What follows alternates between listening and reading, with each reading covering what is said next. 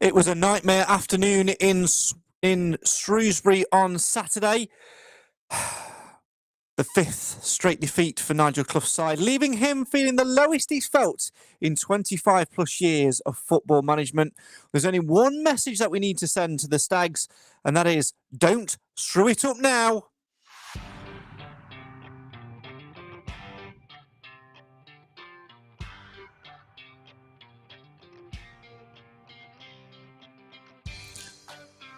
When the Stags went 1-0 up, we were thinking, this could be a good afternoon. It felt even better when Shrewsbury went down to 10 men, but you just had this feeling that something was going to happen. And Gareth Ainsworth's Shrewsbury side turned it around and ran out 2-1 winners, leaving the Stags beaten yet again. The third game in a row where they'd lost to bottom of the table. Thanks to two deadline day additions, have the Stags added a little bit of spark and fuel to their fire? We're going to discuss all of that over the next hour and a bit here on the Mansfield Matters podcast. So come and have your say on your team. Why? Because Mansfield always matters. We are plummeting down the table. We are stumbling. We're falling faster than ever before. But together, we can turn it all around.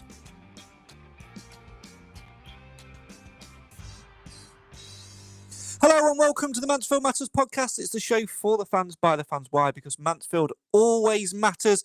We may well have lost 5 in a row. We may have lost 3 in a row against the team that's bottom of the league. But good news, chaps, the next game we play isn't against bottom of the league. So, things can only get better, is what they say. And with 2 deadline day arrivals yesterday, we've added some fresh meat into the squad, into the attacking department. But was 2 deals enough? As always, come and have your say on your team and let us know your thoughts on the deadline day dealings, on the defeat at Shrewsbury, and much, much more in between. First and foremost, though, let's say hello and good evening to the panel who's going to be joining me to discuss all of that tonight. Firstly, let's say hello to the man who clearly wasn't on my bin round today because my bin was left at the end of my drive. It's Alan Wilson. Evening, Craig. Good evening, everybody. Let's say hello and good evening to the man who's recently unboxed a new football shirt. Yes, again, it's Nick of Mansfield Town Shirts fame. Yeah, it's me again. Hello, Craig. Hello, everyone. And I was nothing to do with your bin either. I didn't touch your bin. And so you shouldn't.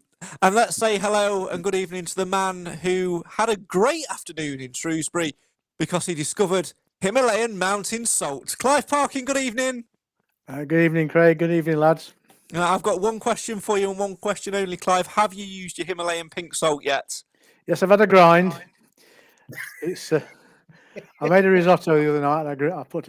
And I seasoned it with my Himalayan pink mountain salt. I have to say, Nick, I've never seen a man look so happy at finding a random condiment in a food warehouse miles and miles from home. I didn't think he was going to buy it, and then he bought it, and then he was out with it, and then he was showing it to the police. He was doing all sorts with it. Yeah, it was. It's opened my eyes as well. Next away game, I'm going to be looking for some other mountain-based. We made a pact, didn't we? That every away game now we have to buy something completely irrelevant. I mean, to be fair, Alan, it proved to be the highlight of the day, and in the end, I think this pact, which Nick, Clive, and Big Tone have put together, is going to serve us well for future games if we continue to perform in the way we have done over the last 5 games. Well, I'm just pleased as you was, pleased in the trip back overall, and Clive had got his pink Himalayan mountain salt, which he has used on his risotto. The thing is, Alan, in the second half we were hammered, and so Shrewsbury was a case of assault and battery. Yeah, I was wondering how long it would take him to get that gag in. The salt was literally the only thing that Mansfield brought back from Shrewsbury was that. We brought back nothing else. Yeah, nothing else but pink Himalayan mountain salt. That's all we brought back. Obviously, it was a very, very disappointing afternoon away at Shrewsbury. Nick, we sort of said, though, didn't we, when Shrewsbury went down to 10 men, that it's a little bit of Nigel Clough bingo, that it's always harder to play against 10 men. But you could sense it that Shrewsbury, despite going down to 10 men, had a little bit more belief about them than what Mansfield did. As soon as Shrewsbury changed shape, when the goalkeeper went down for an injury, we couldn't get hold of the ball. We missed our opportunity. Yeah, I think with 11, before they changed shape, we were all over them, weren't we? We could have had any number of goals. But then, like you say, I don't know, the change of shape just confused us, and we didn't get hold of the ball. The midfield had disappeared. We were doing really well down the left hand side with Cargill and Maka, and that all of a sudden stopped. I mean, they were the most susceptible team to a ball over the top I've ever seen. Every ball over the top they struggled with, and we just stopped doing it. But like you said, it's probably because we couldn't get hold of the ball. But even so, at half time, I thought surely we can't mess this up.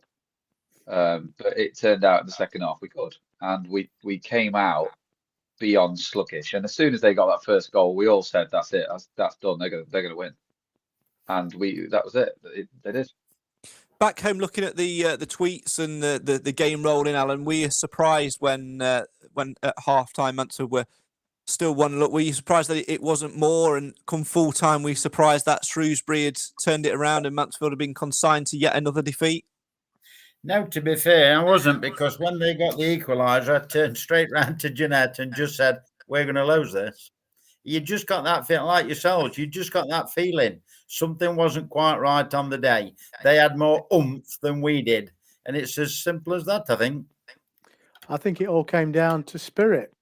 I think Ainsworth got their spirit up for the second half, and for whatever reason, we went the opposite direction. There was none in the side at all in the second half. Now, I'm not one to majorly criticise Nigel Clough, Nick, but again, we were saying at full time on the drive back home between taking the piss out of Clive's Himalayan pink mountain salt, when we did feel brave enough to talk about the game, that one thing that Nigel Clough seems to lack in recent weeks is motivation. You know, we have a good first half, but second half we seem to tail off. Why aren't we on it in the second half? And, you know, listening to his interview on the way back, we listened to both of his interviews, didn't we? And we just felt that the one thing that was lacking was passion and motivation. Yeah, I don't know whether it's the run of 4 defeats. I don't know, but they came out that second half, and we both said, like, what did they talk about in there? Because they came out with not an ounce of gumph about them. You think, well, surely we against 10 men, get another early goal in the second half. The game's done. You've killed it. You can relax for the rest of the game. But we just came out so sluggish, and they were all over us. And yeah, so I don't know whether it's rubbing off on rubbing off onto Clough, that the lack of confidence in the players. And what we said in the car was that it looked like Clough could just see it coming. And I think in his interview, he didn't sound surprised, if I'm honest, did he? He didn't sound like he was surprised that we'd lost. He was just annoyed that we'd lost. I don't know. Whatever they said at half time didn't work, because we came out really, really slow. And typically, Ainsworth had already started playing his games before half time with the injuries and players going down and getting the crowd on their side. And they were all against the ref, and they all obviously pulled together at half time and said, "Look, you know, everything's against us. We'll go out there and we can win this." And fair play to them. They did. I mean, they've not got better players than we've got. So what was the difference? It was, like Alan said, maybe a bit of spirit, a bit of fight, but yeah, they weren't. They didn't come out the second half in the right frame of mind, clearly. It's just really frustrating, Clive, because you look at the first 20 minutes or so, we were playing some really good stuff. We scored a good goal through Will Evans. We had opportunities. And yes, we had the opportunities in the second half to get ourselves back in the game. But by that time, the damage we've done, we really do lack that impetus up front. We really do lack that little bit of fire and that killer instinct, because that is all it would have taken against Shrewsbury, just to have that ruthless streak, which so clearly is missing from our game at the minute. Something's missing, either whether it's the players are tired, or whether they're carrying injuries that we don't, as fans, know about. Whatever it is, they haven't got that spark that was there earlier in the season. And there are players who have definitely lost form, and some of them are still having to be played because of the situation that the manager finds himself with available players. So I don't know, but the type of goals we conceded, whatever spirit we did have, was knocked out of us by those goals. They were bloody awful goals to concede. Keep your comments coming in. Have your say on your team. Want anything you want to say about Mansfield Town tonight, you can do so. Ross says it's like someone's just grenades in the dressing room and just absolutely peed everyone off. It's difficult, Alan, isn't it? Because, you know, you look back to previous seasons and 80% of the time we were winning games or drawing games. We were getting positive results and churning out positive performances. And up until 5 games ago, we were still putting in positive performances. All right, not pretty much getting the results sometimes which we wanted. However, when you're not getting the results you wanted, and then you're not having the performances there to match, when you are just poor, that can go through a dressing room like a fart in a lift, can't it? It can, and like we said before, when we lost the 5 on the bounce last time, we were playing well, and you could see things changing round, which they did to a certain degree for however many games, and then we started to go on this bad streak again, and I think it's just the confidence for me that had gone. Excuse me, the confidence. There didn't seem to be any. Aaron Lewis, he seems to have gone off the ball, and he were like firing on all cylinders. There's quite a few of them.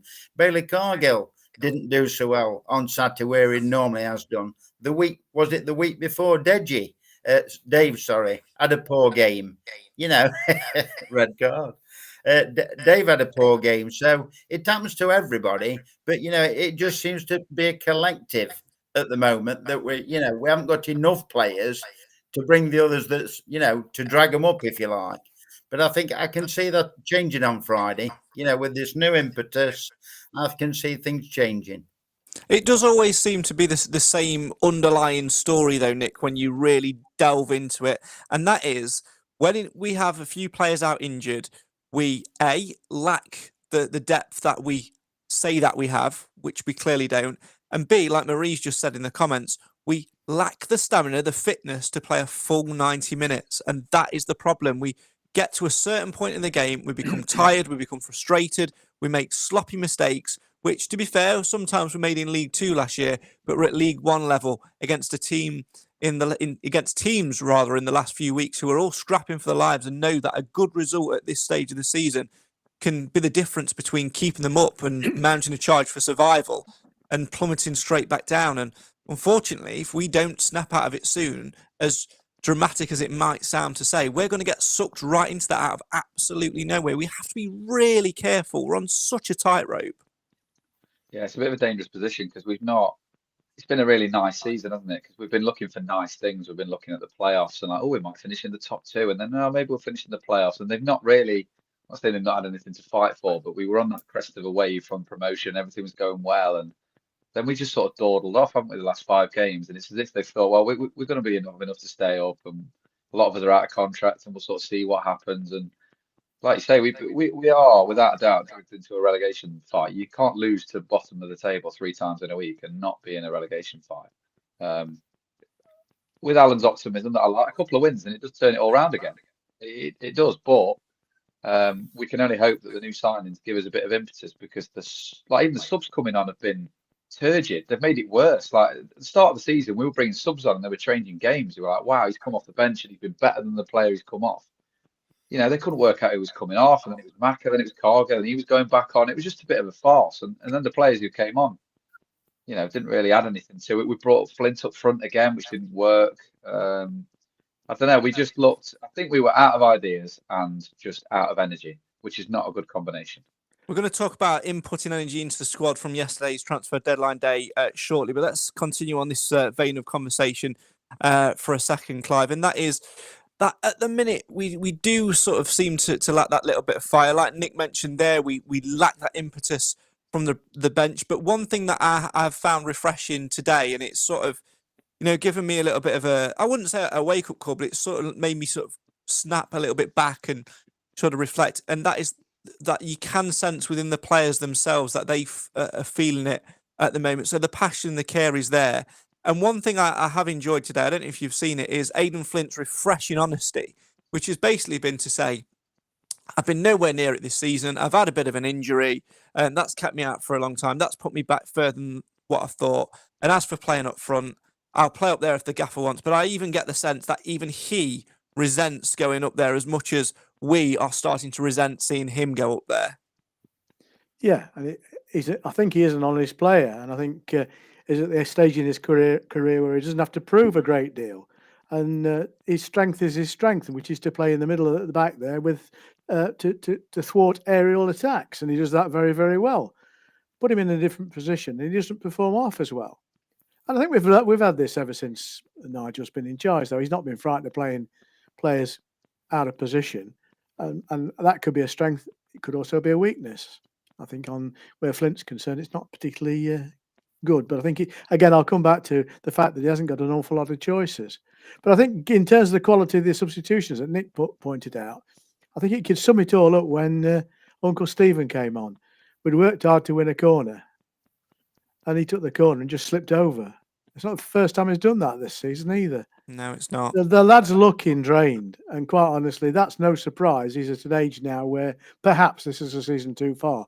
We all shouted for him to another season, but he has to be a bit part player really now. And I think to have any reliance on him giving us a chunk of the game is asking too much of him. I think that's where, Alan, it comes down to, the dealings that we did yesterday. We'll talk more about them, as I say, in a minute. But in this window, we have brought in a midfielder. We've brought in an attacking midfielder yesterday and a striker. We didn't bring in anyone in the defensive positions, but the midfielder that we brought in came in, had a bit of an impact on his debut, played well in his second game, and now he's injured. So Uncle Stephen, God bless him, he's having to probably get more minutes in the tank than what he was anticipated. And then the other players in that midfield also aren't quite hitting the mark. Keanu Bacchus blows hot and cold like a terrible fan. Lewis Reed hasn't quite managed to keep the consistency what he needs this season. Aaron Lewis has dropped off props in the last few games. Maybe is struggling to adapt to the position that he's being asked to play at the minute. The only sort of bright spark in there is George Maris. But again, it's only when he comes off the bench, when he starts the game, he doesn't quite look bright enough. It boils down to that thing of we can't play 90 minutes. We can't get some consistency going. Well, as regards George, I don't think it helped when he got crocked. Because apparently he got a really nasty tackle that, where he could have gone off, but he carried on, relentless. But I still think it comes down to confidence. You can put anybody on there. And if the confidence is low, like Reed with his 40-yard passes, they seem to be going to one of their players. Whereas before, when we're on it riding high, they're always hitting our lads. But I just think it's that, personally, I think it's down to confidence. And once we get that first win back under his belt, you'll see a different Stags. But until then, we've just got to grind it out. Yeah, confidence is definitely a key word in there. I think it's also getting those players back, Nick, as well, because, you look at when we had the best form, and it's no coincidence at all that within that squad, within that 11, was Fraser Blake Tracy and Dave. Yeah, we're missing them big star. I think one thing that I've come to the conclusion with Clough, and we said it before, he is the streakiest manager I've ever known. He will happily lose 14 and then win 14. You think the season when we got to Northampton and we all thought he was going to get the sack, we hadn't won in 14 and we didn't lose in 20. And this season we had a bit of a rough start. Then we won 4 in a row. Then we lost a few. Then we lost 5 in a row. Then won 4 out of 5. Then lost 5 in a row. It just seems like when that confidence is there, we are on it and we are buzzing. It doesn't matter what team he picks. We're brilliant. And then it seems like we lose that confidence. And injury, I think there's probably more players playing with injuries than we probably know about. I think Maris has been looking like he's not been fit. Hewitt has not been looked fit. I think you could say the same for a number of players. I think Reed's had some sort of knock because he just doesn't look himself. He's not running as much. We know Bacchus has had injuries, and I don't know. I think more are playing with injuries than we probably are told about. But yeah, Tracy and Dave definitely missed them in the back line. We've had this query before, haven't we, Nick? I mean, you have to ask why we're having so many injuries. They're not all even incurred in the games, are they? They're training ground, warm-up injuries, and bizarre things have happened to our players. I just don't understand it, because you're right. Nearly every player we've got is struggling a little bit because of injuries or legacy injuries. I mean, but then the same you can forgive players like Cargill, not Cargill, like Kilgore coming back from a long-term illness. He's going to take a while to get up. And the same with Hewitt. Whether they ever get back to what they were before remains to be seen. But we're having players coming in within 2 days of being with us, they get injured. Well, what are they doing to them? Never get injured though, do they? You look at Bowery and you look at Boateng and you look at Akins. I can't remember the last time they don't get into certain players who seem impervious to the injuries. Will Evans, for example, and then there's others who are just consistently injured. And some of them, I think we've just got to let go of the sentimental value. And think some of them, I think the majority of them will be gone this summer. But yeah, like I say with Craig, I mean, he's not, as far as I'm aware, when I looked, he played all of the second half of the season for Donny last season without missing a game. I did, yeah, I was relentless. And the only time, you were brilliant. You were fantastic in that midfield. And then he played most games for Barnsley. Yeah, he's come to us. He played 2 games, like Craig said, and that's it. He's injured. It's the curse What are of we doing the to Orange him? Academy. What are we doing to him? Can we not trade him somewhere else? It's the Bobby Olejnik curse, isn't it? That's what it should be forever known as now. Keep your comments coming in. Have your say on your team. We're going to talk transfers in just a second then. Wrapping up on the Shrewsbury game, Ed says, shows how good a manager Ainsworth is. Changed shape to stop us, then gave us one hell of a half-time tea talk to finish us off.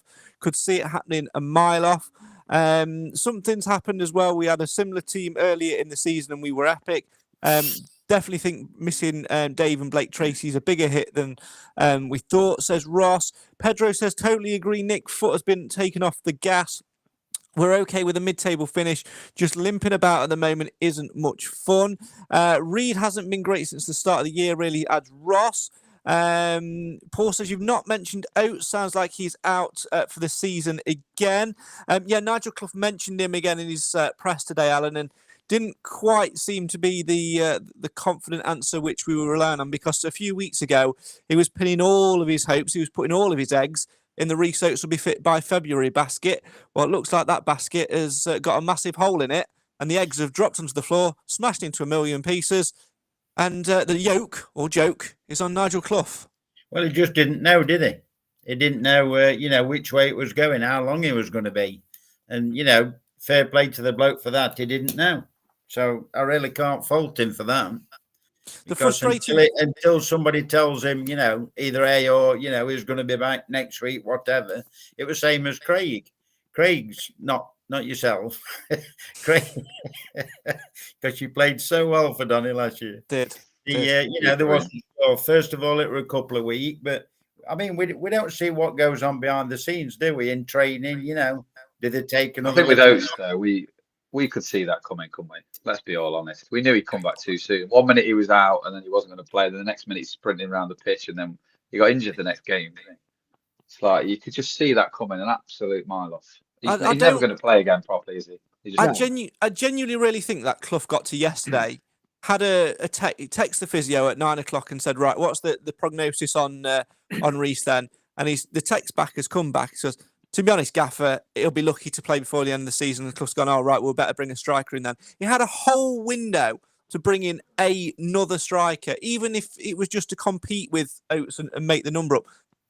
He sits for far too long hinging hopes on players who clearly have got an injury record. When we are in a relegation battle of sorts, Clive, we have to be a little bit more shrewd in our business dealings than wait until deadline day to go, is he all right then or what?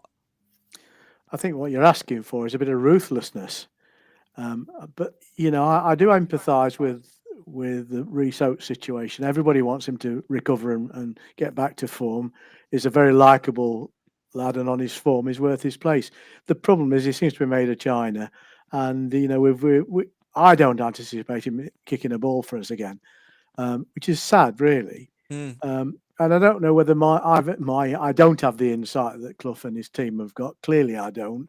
And if they say no, he's worth working with, then I accept that. But of course, we've lost him for nearly 2 seasons, effectively. By the time he gets match ready again, that's a luxury with our squad size we really can't afford. I mean, we were patient with Kilgore, and I think it was probably the right thing to do. We've got players like George Williams, who's for whatever reason hasn't been able to perform. Although I noticed Nigel mentioned him in his press today as available. What that means, we don't know. Well, I'm available. No, don't mean to say I'm going to get in the squad. You're not registered. But the point I'm making is we have, through necessity or choice or both, a very small available squad, and to carry long-term injured players at the expense of other players. Let's be fair. We've got one player who isn't registered to play outside January anyway. It all seems a bit bizarre to me, but as I say, I'm only a fan. I'm no expert in these things, and I'm sure there are reasons behind all this.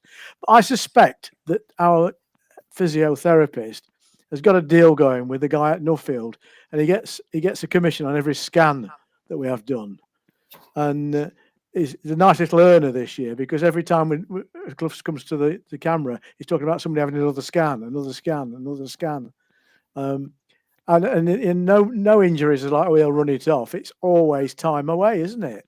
Well, it's like Marie said That's in the modern comments. game, I guess, isn't it? That players are given the time to recover, where in years gone by they never were. It's like Marie's just said in the comments, Alan. He said that Oates' scan was inconclusive, which is not a good sign, is it? Well, obviously not, because Marie knows what she's on about. She is like a physio or, whatever it is in her professional capacity. Just for a minute, sorry, Al, just sorry to cut you off then. Just for a minute there, I thought that you'd taken up smoking. The way you were holding that pen looked like you were just about to take a couple of drags. Never. Well, Alan was sponsored by Benson Energy. Can I give a small shout out to Callum McDonald, who put the only 2 decent deliveries into the box, and he was on the pitch 10 minutes. And we're not going to register him for the rest of the season. And I know. He got in. He wasn't registered because of Oates, who didn't play till December. Yeah. Absolute loophole that he played on Saturday. Madness. By pure chance. Lewis Reed got injured in the warm-up. George Maris came in, and Alan's got friends. George Maris came into the starting lineup, and Callum McDonald, for some reason, had travelled and got on the bench and managed to get himself 10 minutes. And to be fair, was probably the best player on the pitch. He was probably the best. Yeah, he came on. He was looking for Himalayan mountain salt. They said, "Look, just come with us. We'll try and get you some." And he ended up on the pitch. Yeah. But yeah, he came on. He probably played 15 minutes, and without doubt, he did more than anyone else on the pitch. Yeah, and won't be registered because for whatever reason, it doesn't like he doesn't like him. And it goes back to the whole conversation we've had before about the George Williams thing. If he's available, then he should be playing. I get the whole personal circumstances, etc., behind it. But you've got Callum McDonald who's there, who's hungry and who clearly could make a bit of an impact, and yet he'll be left out at the expense of a player in Rhys Oates that might not be available again, and it might be available for 3-4 games if we're lucky, and a defender who's seemingly, for whatever reason, personal circumstances, isn't available. I've tried to look on the training photos. I don't even know if George Williams is training, to be honest. I've not spotted him on any of the photos today. He's mentioned him, hasn't he, out of nowhere? Yeah, he's sort of said we've got him available if we need him. But that's like having Deliveroo available on your phone if you can't be asked to cook. Do you know what I mean? It's such a loose link. If you can't be bothered to get your Himalayan mountain salt out, Deliveroo's always there for you. It's such a loose link. It's frustrating. Some of your anecdotes, Craig, they are ridiculous. I know. Roy says, for goodness sake, snap out of it, the lot of you. Teams have bad runs and don't play well. Look at Man City. We are still doing well. We are still in a good position, and it's still in our hands. Roy, as much as I appreciate everyone's comments coming in, I completely disagree. Because we're not playing well, we're playing badly. We've lost 5 games on the spin. We've lost 3 games on the spin against bottom of the league, and we can't seem to score goals. I think we can turn it around. I'm not saying that we can't. However, we've lost 10 of our last 15. That's relegation form. We're plummeting quicker than whatever we want.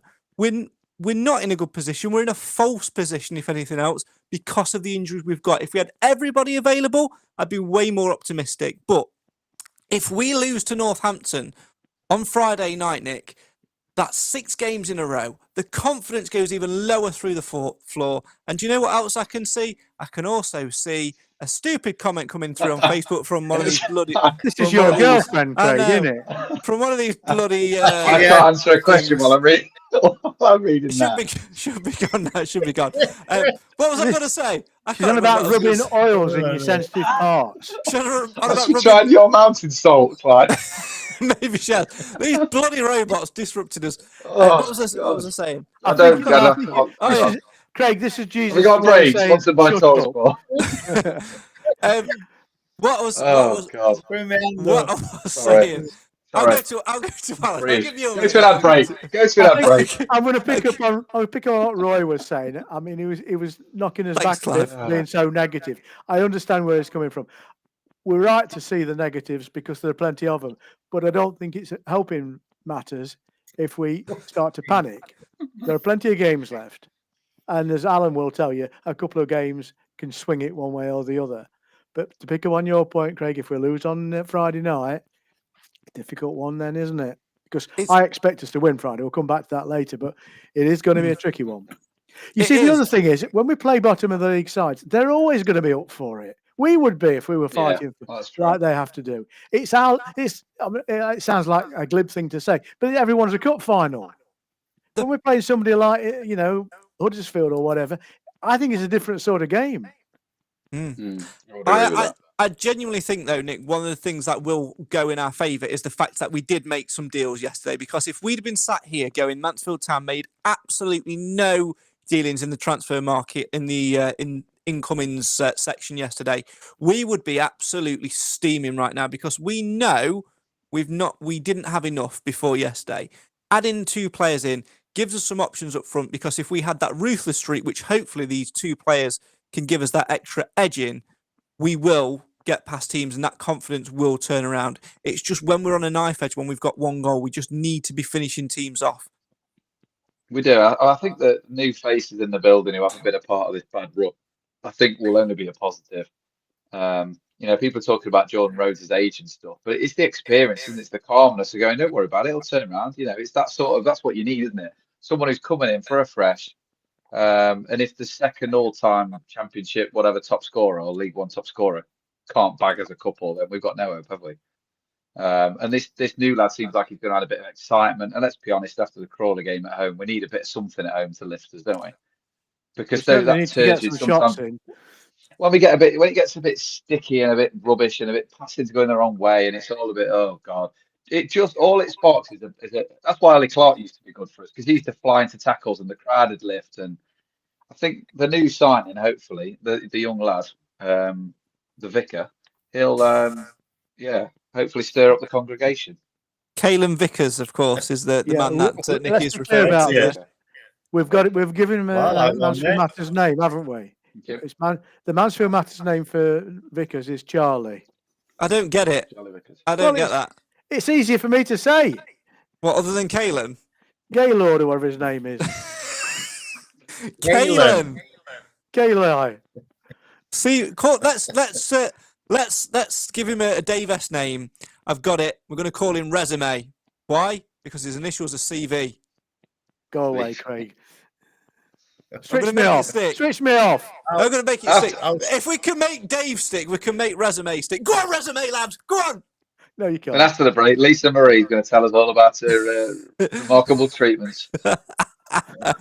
One man who is not happy with the transfer business, Alan, is Jamie Henson, who says, not happy with the transfers. A striker who was 5th starting at Blackpool. Sometimes, though, it's just the club, isn't it? It's the wrong fit for the wrong player. Exactly. Look at Dave.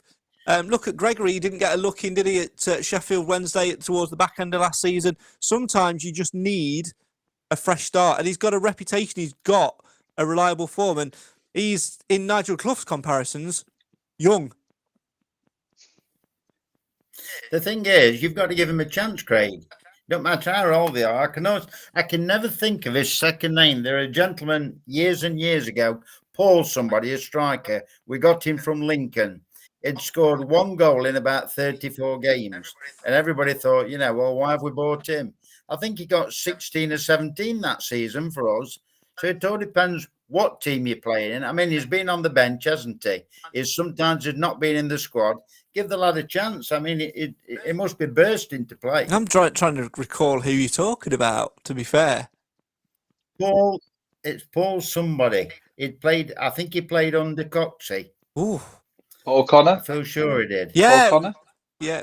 Connor got about 16 goals. Connor? Yeah, it wouldn't have been under got a lot of Coxey, goals. though, would it? It was just before Cox. It was Holdsworth, wasn't it? But... Yeah, Holdsworth and Russell, yeah. Oh. I know he came from Lincoln. He got something like 1 in 34. When you looked at the stats, you think, why we a lot of our strikers haven't been prolific elsewhere, have they? You look at, Matt Green was never that great elsewhere. You look at Chris Greenacre, someone's put on there that they don't have to be prolific elsewhere. But if you cannot argue with his pedigree, is he going to shoot when he gets the chance? Yes. Yes, he is. That's all that matters. He is going to shoot. If he gets the chance, he will shoot. Does he want to prove to people he's as good as he was? Of course he does. Yeah, of course he does. And like the new lad needs to prove he's making his way up the ladder. I think the important thing is new faces bring a different chemistry to the team. and the chemistry at the moment is wrong. Mm. And I think and then Clough said as much. I need two people. I don't care who they are, as long as they've got legs. He's got better than just people with legs. These two people could actually inspire a much better team performance. It's certainly no harm at all to put a bit more competition for places in there. I think what it does do as well, it allows us, Nick, to change the system a little bit, which I think we probably clearly need at the minute, because we're struggling to play the way that we are with the personnel that we've got available. Until Dave's back available, for me, forget even playing three centre-backs. It gives us the option to go with the diamond, because Resume can play in front of the, just behind the front two. Obviously, Jordan Rhodes can go up front. He's got a partnership potential there with Gregory, or he could form a three with Gregory and Evans, or whatever that may be. We've got more options now than what we had 2 days ago, and that can only be described as a good thing, because when you want on a run like ours, which, let's be honest, is terrible at the moment in terms of confidence, in terms of the way we play in terms of results, you have to try something. And sometimes shaking the pack and dropping a little bit of Himalayan mountain salt into the mixing bowl can add that flavour which we so clearly need. He's gone. We've lost him. He's got to get his Himalayan mountain salt. Yes, of course. He's gone for a grind. God, don't say that. Not on film. I think one of the players who'd be actually happy about this, weirdly, will be somebody like Evans, who's been asked to play Saturday, Tuesday every week, and he's either got Akins or Gregory with him, but he's got to play, hasn't he? Because we haven't got any other options. So I think he'll appreciate either having someone different to play with, or just a bit of a rest. And I think the new guy being able to play attacking midfield will help us, because we've been crying out. We've tried Maris there, we've tried the boat. He's played there a few times. But hopefully, like you said, it might mean a step change for Clough in playing the diamond. I know Steve-O sort of asked him 2 or 3 times in the interview. He didn't really commit to whether he would or not. Then he said he can play out wide, which worried me a bit. But it can't be a bad thing. He can't play centre mid. So if he's going to play, he's going to either be on the wing, which means 4-3-3, or he's going to be in the diamond. It's got to be one of the two, hasn't it? I think my feeling in that, Clive, is possibly going to be a 4-3-3. Whenever we've switched out of that back five, we've gone to more of a 4-3-3 with Akins on the right-hand side of a forward 3 line. But it's looked a little bit disjointed in midfield, so perhaps Resume will be able to sort of bridge that gap a little bit more and give us a little bit of more wide width, and potentially get a little bit more out of Evans as well, maybe in a more wider role, maybe even going 4-5-1 and compact the midfield with Evans on the left-hand side as a winger, Vickers on the right-hand side as a winger, pushing up to support a Gregory, to support a Rhodes. I think if CV brings that mobility we desperately need, you can do either of those two, because you've got somebody who can make the pace forward. At the moment, we have a very, very static midfield, especially when Reed's not playing as well as we know he can. So the whole thing, a bit like my Himalayan pink salt, needs a shake-up. And I think 2 new players coming in, I think there's a lot of room for shaking the team around. And I would start, by the way, and I know this is not going to be popular amongst everybody, I would start with Flinders. I would have to agree. I think Christy Pym's obviously a really good goalkeeper for us, Alan, but he has made 3 mistakes in the last 2 games, which have led to goals. He's been thrown under the bus a little bit by Nigel Clough in his post-match comments, which of course we never like anyway. But sometimes a change, it's as good as a rest. Yeah, but I would disagree there. I would leave Pym where he is. He's saved us enough this season. One bad, what's the word? One swallow don't make a summer, or whatever it is. He's had a couple of bad games, but I would stick with Pym. I've got nothing against Flinders. Put him in any time. But at the moment, stick with Pym, in my opinion. I do feel like, though, Nick, that Nigel Clough is going to make some changes, and some changes we perhaps might not see coming on Friday, because he says it's the lowest he's felt in his 25-plus years of football management. Says it's certainly the lowest he's felt as Mansfield Town manager, and you can sort of sense within his answers there's just a boiling frustration. And he was asked, wasn't it, at the end of his interview today, what's it going to take to turn it around? And he just went, a result. It was a absolutely nothing uninspiring answer, but you sense the frustration. And to be fair, when you analyse it, he ain't wrong. No, not at all. I don't know. The problem is, what you can't change that much, though. Really, I suppose the back. I think it'll be a back five again because it seems to be what he's going with at the minute. Unless he changes for the new guy if he's fit. But yeah, we need to change something. We really do. Especially, I don't know. Jordan's worried me a little bit at the minute. He's wobbly. He was absolutely awful on Saturday. He was all over the shop, and him and Akins down that right hand side at times, which it was frightening. Like how easy they were getting past. He's got to change that right hand side of defence up. But then you think, well, Kilgore hasn't got the pace on that side either. So it will shake something up, no doubt. I'm hoping that Hewitt is back. I don't know if anyone can tell me otherwise.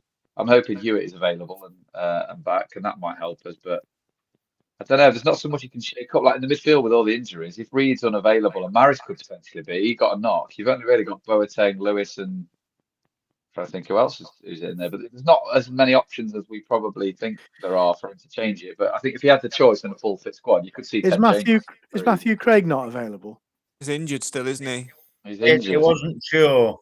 That midfield has He's not got a injured, lot of mate. options, has it? You got Bacchus, but he played on Saturday. He was okay. I have to say, I'm very disappointed in Bacchus.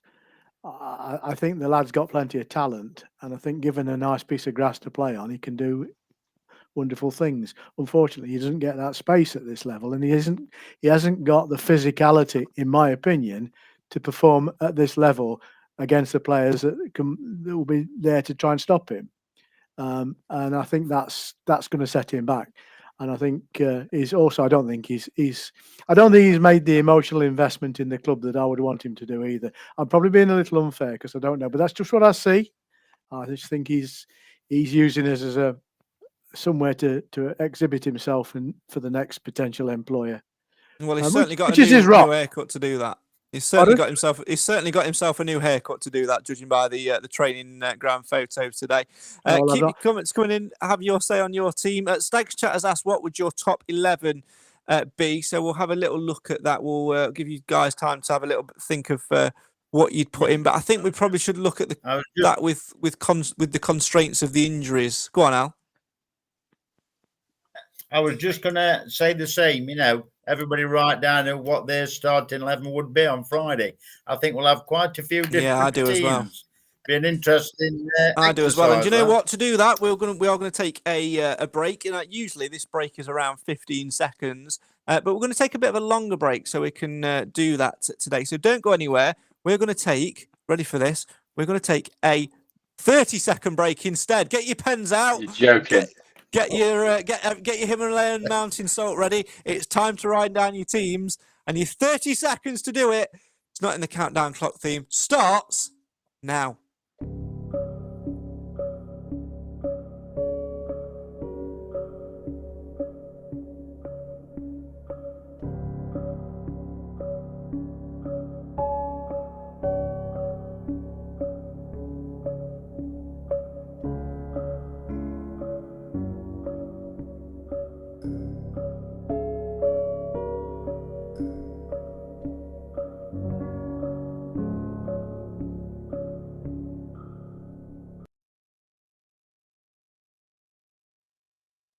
You're back with the Mansfield Matters podcast, the show for the fans, by the fans. Why? Because Mansfield always matters. It turns out that 30 seconds wasn't quite enough to write 11 names down on a piece of paper.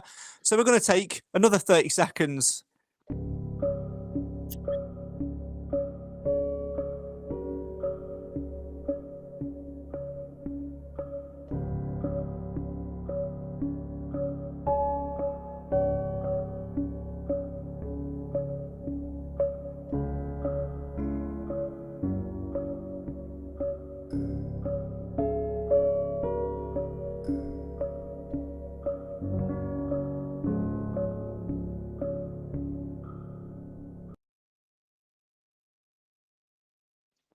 You're back with the show for the fans, by the fans, because Mansfield always matters. We had a minute there to write down what our starting 11s would be based on injuries, etc., ahead of the Northampton game on Friday night.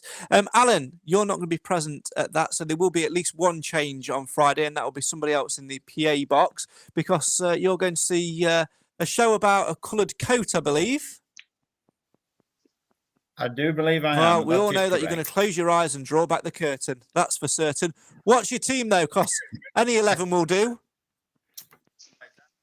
Right, I've got Pim. I'm going 4-3-3. Interesting. Pim in goal. Hewitt, Kilgore, Flint, Macker. Vickers, Maris, Lewis. Gregory, Evans, Clive. Rhodes. Flinders, Hewitt, Kilgore, Blake Tracy. Can I put him in? I mean, he is injured. No, In he's that not case, I fit. won't put Blake Tracy in. I'll put Flint in. McLaughlin, Lewis, Reed, Boateng, CV, Evans, Rhodes. So you went for a back. Did you go for a back five, Clive? Yeah. Usual formation. Nick? I've gone something that he won't do. I've got Flinders in goal because Pim had the arms of an infant on Saturday and it was worrying. So I've gone for Flinders, who at least has adult-sized arms for now. Hewitt at right back. I've gone for a back four. Hewitt at right back. I've gone for George Williams. I know that's a bit out there, but I'd play him alongside Flint. And I've got Macker at left back because you haven't really got a lot of choice. I would have played McDonald had he been registered, but I don't think he's registered. I think the good priest will have gone with McDonald, but we'll see. Then I've got Maris if he's fit in a diamond alongside. Sorry, I've gone for a diamond. Maris and Boateng in the centre. Reed as you hold in with Vickers behind Gregory and Rhodes. Interesting. I've gone for experience up top. We've almost gone similar, but there's a subtle change, and I think I've gone for something which Nigel Clough might. I'm trying to tap into the mind of Clough. I've gone. You might see it properly. To be fair, might not. It's not going to focus. I've gone I can for see it. Yeah, that. Flinders in goal, a back four. Cargill's out. Hewitt. Oh, he is, isn't he? I forgot about that. I forgot about the suspension, so I am going to have to change that now. Yeah, I would have gone Cargill in. I would have gone Cargill. Right. But In that, Yeah, I'd have put Cargill in. The only reason I haven't gone with Williams is because he hasn't played for such a while. And I think he'd be struggling to come straight back in. Although I like the bloke, don't get me wrong. Because I'm sticking with what I'm going in for in midfield. So I've gone Hewitt at right back. Tony Bowery. Williams and Flint at centre back and Bowery at left back. Now, I've only gone for Bowery at left back because of the Cargill thing, which I forgot about. And I've gone for Williams based on the fact that Clough has mentioned him a couple of times, which I think if he wasn't even considering him, he wouldn't do. And the fact that I think he's going to mix it up. I really think he's going to shake the pack. I'm not. For me, it'll be 50-50 between Flint and Kilgore, but I think he'll go Flint. In midfield, I've surprised myself by putting Boateng in there. That's because I want Maris on the bench to basically share it with Lewis in the middle. And then McLaughlin on the left-hand side. And I've done that, McLaughlin, that Quinn role, so we can drop back into that back five when needed. So Barry can shift across, everyone can shift across, and we can go compact as a five, and Hewitt and McLaughlin can become new wing backs. And then Vickers on the right hand side of a forward three with Evans on the left and Rhodes up front, and leave Gregory on the bench to take into consideration Tuesday night's trip to, is it Orient on Tuesday night? I think it is, isn't it? We've got them on Tuesday night. Craig, I've taken the need to rest some of our players into account. And on my bench, you've got your alternative goalkeeper, whoever that happens to be. Akins, Maris, Bowery, and probably Flint, because he's not played as much. I can't see Uncle Stephen figuring. Wayne, I wouldn't let him play again. I don't think Wayne will even feature in the squad and now. Williams, as Alan said, he isn't going to be match ready. So not an awful lot of choice on there, to be honest. You see, we say that about George Williams, though, Nick, but it's every single time. Let's take this season out of the question in terms of the off the pitch stuff, but every time he's come in, he's always come in and we've gone, how is he even playing? Because he's not going to be match fit, and yet he looks the fittest amongst anyone. That guy can genuinely not train for about 6 months and just turn up on a Saturday with his boots and putting a man on the match display. That's experience for you. Good player. Yeah, I think it's all in your head, isn't it? I really do like It's all in your head at that age and at that position. He was brilliant at Rotherham in the JPT when we were crap. He was brilliant. He hadn't played for like a year. He just swanned up and played and was brilliant. I think there's a difference, though, Nick. There's a difference between not playing matches and not training. And we don't No, know I how agree. much training he's been doing, I don't do know. we? For circumstances that idea. we don't understand. He may not have been keeping his fitness where it needs to be. No, we have no idea. We don't know. I mean, I'd love to see him play. I've never seen him have a bad performance. That's not to say it's perfect, because no player is. But when he's been required to play for us, he's not let us down. Michael in the comments says, where is Ben Quinn? And that's the second time he's been mentioned tonight. So I think he's scoring a couple for the under-21s. Again, it's one of those enigmas, isn't it? He's clearly not fancied by Clough in the senior setup. And to be fair, why should he be at the moment? Yes, we have to give young players an opportunity at some point and get them the experience, but he's clearly not ready for League One football at the moment. And I do feel with Ben Quinn that the affinity is hyped up by the fact he's Uncle Stephen's nephew rather than, based on him as a player. I'm really surprised he didn't go out on loan somewhere, but you can join conference teams, way beyond yesterday. So I think that might happen sometimes. And also, he's been out with a bit of a knock, as I understand as well, Nick. It's an interesting one. I would have expected him to go out on loan personally, but I think Clough saw him in that Stevenage game. He was woeful. He hoiked him off, and he's never been seen again. It was as simple as that. I think Clough's seen him and gone, "This guy is not ready." I think Uncle Stephen's only played the odd game since that game. They were atrocious. They were that bad that he hoiked them off, and Wayne, and they've barely played since.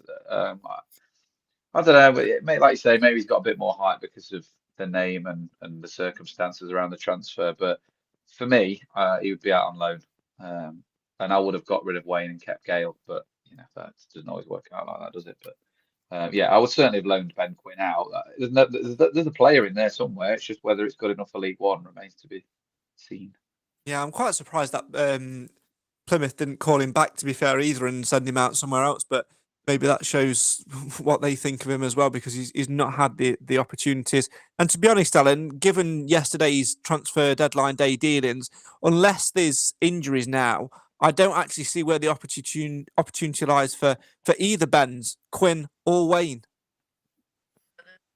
I thought I'd heard a rumour somewhere. I don't know where I've read it, heard it, whatever, but I thought that Plymouth couldn't call him back.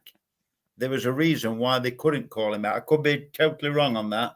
But I just feel sorry for Ben Wayne because he hasn't really been given much of a chance. When he's looked good in fits and starts, when he's come on, he's run about like he should do for the last 10 minutes, 7 minutes, whatever. But I just think he's not had much of a chance. And like you say, now we've got the other chaps. I can't see him getting much of a look in at all. The two bits of business that we did do yesterday, Clive, were sensible bits of business, and I think also one of those bits of businesses dispels the rumours and myths that the Radfords aren't interested, because Jordan Rhodes would have come for a price tag. He'll be on hefty wages.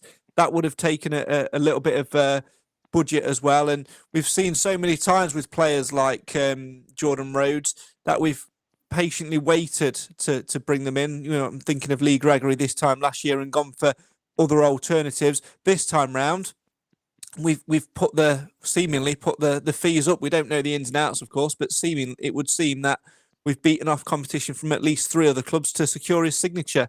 Of course, there's locality and family involved with that a little bit more. He's Sheffield-based and et cetera, et cetera. That will play a part of it, but still, it would have taken some dealings to get that one over the line. Yeah, he's not going to come for the wrong money, within reason.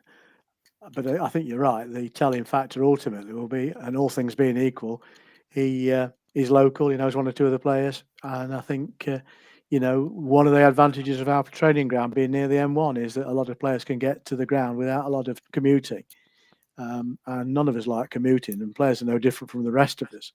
So I don't know. I think he sees an opportunity to rekindle his career, and that's exactly what we should be trying to help him do. Now we're going to move on to podcast predictions in just a minute. She's back. We've got more of these bloody robots. This is hepatitis B Alice. now. This is not whatever she had the last one. This is herpes, the first one. Yeah. She needs to talk to a herbalist man. She does. And we Yeah. This is Mansfield Matters, not medical matters. Listen, robots out there, I value you on the same level. Is this what we've got to look forward to with AI? It is. I value these robots on the same level as the rumours that were floating around yesterday. Because did you hear that Nigel Clough's next door neighbour's stepmom's first cousin twice removed was in Tesco speaking to Aidan Flint's agent's sister's husband's brother's first cousin's ex-wife's daughter about a potential move to Stevenage because the cashier at Sainsbury's had a one-night stand with Steve Evans's former next-door neighbour's cousin's car salesman's daughter's ex-husband, and that's how these things happen, right? Well, Barry, that's the guy. Unbelievable! I didn't hear that. Unreal, absolute. And you can all. Has he finished? Has he finished or what? No, Right. Let's move on to podcast predictions in just a second and turn our attention to the next two games. We've lost 5 games on the spin, Alan Wilson. You are the voice of sense and sensibility on this podcast. You are the most optimistic person I know. You could have you lost all your money. You could have lost every bit of clothes on your back. You could have had the worst look possible, and you'll still have a smile on your face and find something to be positive about. But come on, we've lost 5 games in a row. We've lost 10 of our last 15. The last 3 games we've lost consecutively to the bottom place team in the league. If we lose our next 2 games, if we fail to get 4 points from our next 2 games, is it good night League One? No. Simple as that. No. We've got enough in the tank and in the squad to stay in this league.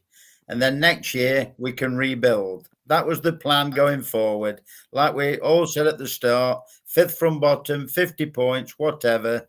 We'll still be in League One next season. Probably, well, I would imagine with a different sort of squad, but we'll still be there. No problem. It'll be a heck of a rebuild, isn't it? It that is. Training ground is going to be very empty come like after the contracts all end. There'll be like 4 players walking around there going, what do we do now? Because there's some rebuild needed. The worrying thing is who is going to do the rebuild? Because no, that's a question. Well, the usual. That's a question for another podcast. It's not for today. I accept that. But if if Clough's countenance this week is anything to go by, he doesn't need this. He'll be here. Well, if there's a perpetuation of this performance level, I don't think he will. I think he'll say, "I've taken this as far as I can go," and I sincerely. Well, I agree with you, Alan. But being in business, you have to be prepared for the unexpected. And I think my worry is that if Clough isn't motivated to sign a new contract, why would the players be? Now, here I've got a former item from Craig's bucket, which is some masking tape, and I'm tempted to put it over my mouth to stop myself saying there's not enough on that. Craig, there's not enough on that roll. But there's not enough on that roll, and B, I'm not going to. I appreciate that I'm probably going to take a little bit of flack from this, but if we lose our next 2 games, we won't even be discussing him being here next season. He won't be here in 2 weeks' time. I've said it. You did. Hey, you said it quite for you. You said it quite briefly as well, quite succinctly. You must be ace in bed. Seriously, you can and on that things out. I mean, bless your cotton socks. Come on, ask me a question. I just wanted to see where you were going with that.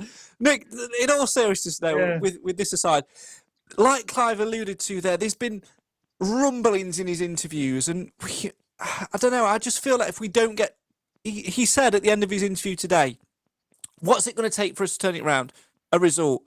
A result is a draw. If we don't get a draw against Northampton, I dread to think what the atmosphere will be like at the one call come full time.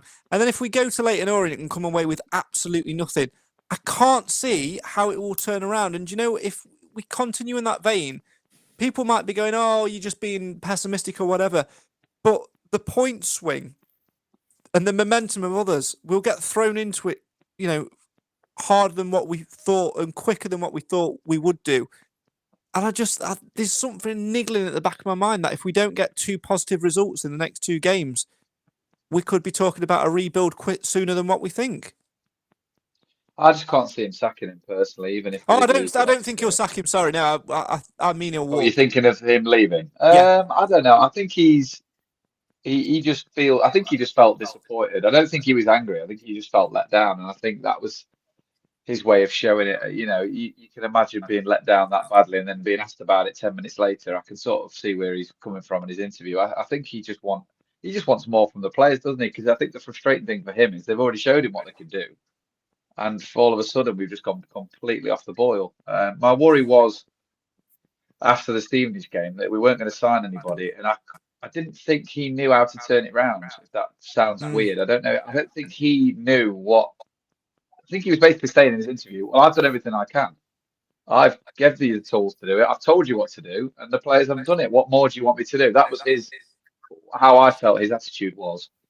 Maybe after 2 games of losing, if we did lose, it might change his mind. But I don't know. I can't see him walking personally, but I can see where you're coming from. But I can't see it personally. I don't think he's the sort of person to leave halfway through a season, regardless of results.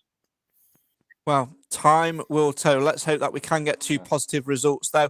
And speaking of positive results, let's see what Mr. Positive himself will predict. I've already written down, Alan, the letters W and W for the next 2 games, but we'll find out after the jingle.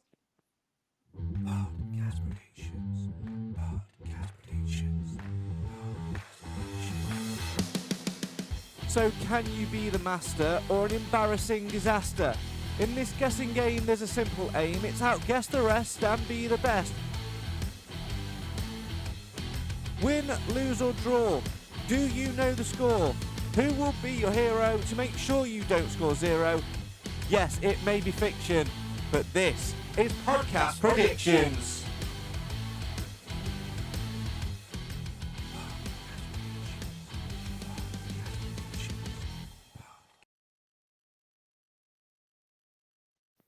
Now, if you didn't see it in the week, I was true to my words. I did say that I would put the full league table on, and I have. So if you want to see where you are in the table, head to our social media where you can find the table for the end of January. A shout out to Dan Bauer, who was the only person he was the one who won the week against Shrewsbury by virtue of the fact his second prediction was after the deadline. So sometimes it pays to get a prediction in early and then change it after the deadline. Always remember, you must submit your guesses no later than 1 hour and 1 minute before kick-off on your chosen game. We're going to be predicting 2 games today because we won't get a chance to do a podcast in between. We're going to start with Northampton at home, and I'm going to start with the man who have already written the letter W down, Alan Wilson. 2-0 win. Mr. Vickers, CV. Clive, I'm going to come back to me. Come and look good. Sorry, it'll come and look good. Nick, I'll come to you next then. 3-1 Stags. Vickers. Oh, it's gone for Vickers as well. I'm going to go for a 3-0 win, and I'm going to go for the man I've signed many times on Football Manager, Jordan Rhodes. Clive. Stags 2, Cobblers 0, Kilgore. Oh, Alfie Kilgore's in. Right, let's go for Leighton Orient away then. I'm going to go for a 1-1 draw, and I'm going to go for Christy Pym on that one. Nick, I'll come to you next. 2-1 defeat, Gregory. Clive? Who's available for that game that isn't available on Cargill. Cargill? Oh, no, he's not. No, No, he's not. Two games, man, isn't it? 2-game man, yeah. 2 games. Do you think Reed will be playing? It's the gamble you've got to make, Clive. It's the gamble you've got to make. It's all right, I've got it. Go on. 2-2 draw. Yep. CV. Alan. I'm going 1-1 because Leighton Orient's flying, aren't they, at the moment? Yeah. And I'm going to go for my man of the match. I'm going to try Will Evans. Okay, as always, if you want to get involved with podcast predictions, feel free to get involved in the comments and have your say on your team. But most importantly, do it via the link in the description. You must submit your guesses no later than 1 hour and 1 minute before kickoff on your chosen game. Of course, Friday night for the Northampton game, then Tuesday night as well. I heard a bit of an audible ooh from the Wilson household when you chose Will Evans. Does Mrs. Wilson not agree with your choice of fantasy captain for Mrs. Wilson's not here. Well, there's definitely another woman in that Well, house. Who is? Is it Alice Mayer? Has she been cured from hepatitis B and made her way around to the Willen household? It might have been Libby. Well, you never know. As always, get your guesses in via the link in the description. Right, it's been a tough couple of days watching the Stags away at Shrewsbury. Clive got himself some Himalayan mountain salt. That's all we came back with. We've had a bit of a laugh tonight, and we need to end on some positivity as well. Ladies and gentlemen, it's time to watch Clive squirm. Content loading. Selecting game.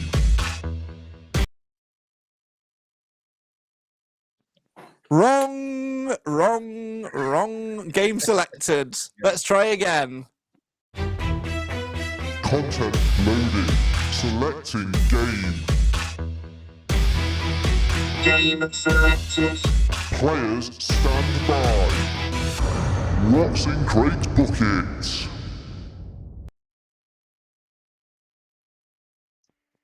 Yes, time for Scottish Clive and what's in Craig's bucket.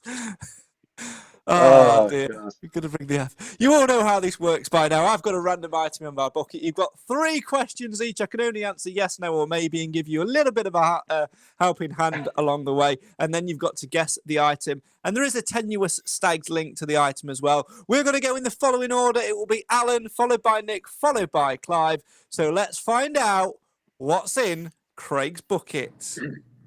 Alan. Can you eat it? No. Can I just ask Clive, how was that within 10 seconds reach?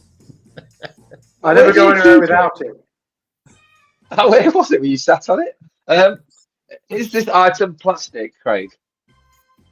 Yes.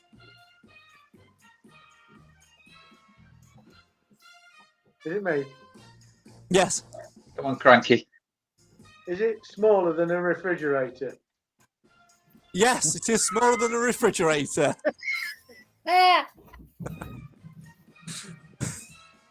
Alan. Not you. Where do we get these guests from? You're killing me. Does it fit easily on the bottom round of your bucket? Is there plenty of room around it? Yes. Is it something that you have with you on a match day? No. But you would find a combination of these at every stadium you go to. They form part of a bigger picture. Got it. Clive? I can't tell you what it is because I'm not No, you allowed to can't. tell you yet. No, but you got to have a guess. You got to give me a question. This is your second question. Does it require any form of battery? It does not, but you are on the right lines. Oh. It does require a source of power. Alan, last question. Oh dear. When you use this certain item, does it cause sound? I'm going to say no. However, there is a saying which goes along with this item which does involve sound and speed. Oh dear. Nick? I honestly have not got the foggiest clue what this could be. I am. How many? Well, that's not a yes or no question, is it? Is there more than 10 of these? Is there more than 10 of these items at the one call? Yes, absolutely yes. There's probably more than 10 in each corner. Oh, I know the answer. I oh think I might. I'm going to give Nick. it- Give it, and Clive. I'm going to give Nick and Alan another question each because Clive's adamant he knows. So, Alan, I'll give you another question. well, you throw me now with that at least 10 in each corner.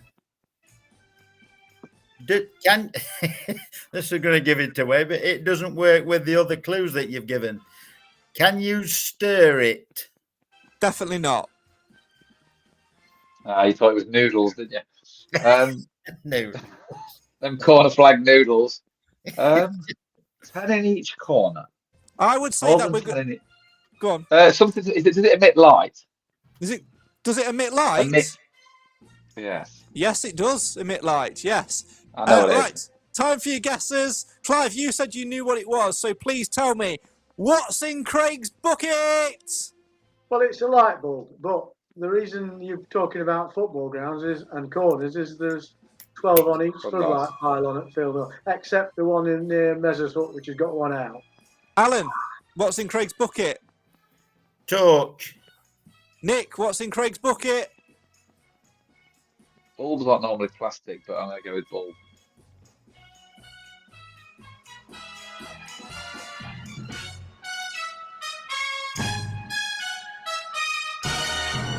Okay. Big reveal. It's a light bulb. Well done, There you Clive. go. It's a light bulb. Well done, Clive. You get the point, and technically Nick gets a point as well because he did to get it right. So points for Clive, points for Nick. Now there is a tenuous Stags link to a light bulb, and it's not to do with corner flags, etc. It's always a link to do with the show that we've spoken about today. So if you can guess the tenuous link, the person who gets closest to the tenuous link will get a bonus point. So Clive, as you were adamant you knew what it was from like the second question, what is the tenuous link, please? Oh, that's easy. I've been supporting Stags for nearly 60 years. I drive a Mazda, and Mazda do light bulbs. Nick, what's the tenuous link, please? I think the light bulb's gone out in that previous contestant. Yeah, we're playing on Friday night, so we're going to need the floodlights on Alan, what's the instead of tenuous link? Saturday. One of the management staff's had a light bulb moment. I can't award half a point, so I will give you a point for it because I can't award half a point. The tenuous link is we need a light bulb moment, and hopefully the light bulb moment comes on Friday as we face Northampton Town. It's been a miserable last 5 games. It's not been a great 2025, to be fair, so far. But all things considered, Nick, sometimes you have to hit rock bottom before you bounce all the way back to the top. We've injected some new blood on transfer deadline day. We're back at home. What better place to be? We're playing a team in Northampton who aren't bottom of the league, so, haven't got that automatic we will beat Mansfield Town thing, but they'll give us a game. Is this going to be the turning point, or is this going to be another black hole to suck us into the wrong direction? I feel like with the games coming up, it kind of has to be the turning point. I think you look at, we've got some really tough games coming up after Friday. We've got Leighton Orient, then we've got Blackpool, then going to Exeter, and then we've got some more teams fighting for the lives, Burton, etc. So it needs to be. And I think the new players will inject a bit of light. I think Vickers is going to excite us on Friday night. I think that's going to get the crowd going, and that will get the team going, and we'll be all right. Clive, has Nigel Clough done enough in the transfer market to give you that little bit of hope to turn the light back on? Absolutely. I think Vickers is likely to give us divine intervention, and Rhodes is the way forward. And Alan, Rubbish. we have made two, as we say, we've made 2 additions. We've lost 5 on the spin. All runs have to come to an end somewhere. But will the curtain fall on Friday night, or will it be Mansfield's Technicolor Dreamcoat, not Joseph's? I think there's 2 things. I think Vickers will be walking on water, Vickers water. And also... No. Someone else has used that reference, and it Oh, was I haven't absolutely seen- crap. It was I haven't absolutely seen crap. that. It's a yellow card offence. Follow the yellow brick road. Z. The- I like it. I think the confidence will come back after Friday. Have you already put a message into your Oppo to get Country Roads, the song, playing on the tannoy? Because that's bound to be the chant for Jordan Rhodes, isn't it? It all depends who's doing it, Craig. I don't I've got no 100% fact who's doing it, so you will wait and see. But you will be back, and that is the most important point. Yeah. What are you expecting from the next two games, Alan? Is there a minimum points return? It's easy for you to say. Is there a minimum points return that you demand from Mansfield Town, or would you still be happy if we were, in a week's time on the podcast talking about 2 more defeats? Would you be comfortable? I would just like to see us undefeated. Now, whether that's 2 draws or whether that's a win and a draw or 2 wins, I think Orient will be a stern test because they are flying. But I would like to see 4 points from the next 2 games. What about you, Clive? The key words have got to be stop the rot. Yeah, 2 or 3 points. Nick, finally from you, is there a minimum points return from these next 2 games to give you the confidence that we are going to turn our fortunes in the wrong direction and avoid the iceberg that's looming? I think we need something that consists of 2 words that's very important when you first go to a new hotel room, and that is clean sheets. Oh, very nice. If we keep clean sheets, we are not going to lose. If we are conceding goals left, right, and centre, we're going to get naff all. We need to start keeping clean sheets again. Absolutely. So Nick, you like clean sheets and dirty shirts? Yes. Yeah. Weird. Not clean shirts and dirty sheets, because that's a very different proposition. And on that bombshell. And there we have it, ladies and gentlemen, a great insight into Nick's married life. More from him next week on the podcast, more from Clive, more from Alan, and from everybody else as well. Thanks so much for joining us this evening. As always, if you've got anything to say about all things Mansfield Town, feel free to get involved and get yourself to a local store where you too can get yourself your own range of Clive Parkin's Himalayan mountain salt.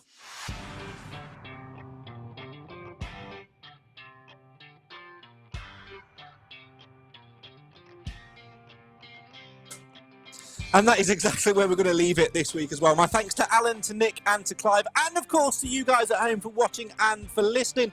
Really appreciate your support. Make sure that support continues as we head towards One Call Stadium on Friday night. Let's leave the negative energy at the door. Let's be positive, positive, positive. Everything that's happened up until this point is gone. We cannot change it, but we can inflict and impact our future. Let's give the new boys a new reception, a good reception, and hopefully this time next week on the podcast, we'll be talking about at least 2 points. As always, follow us on all things social media to find out the results of podcast predictions. The link that you need is in the description to get involved with that and find out when we're next going to be live. Right, I'm off to put my light bulb back in because all of a sudden it's gone dark in here. Good night.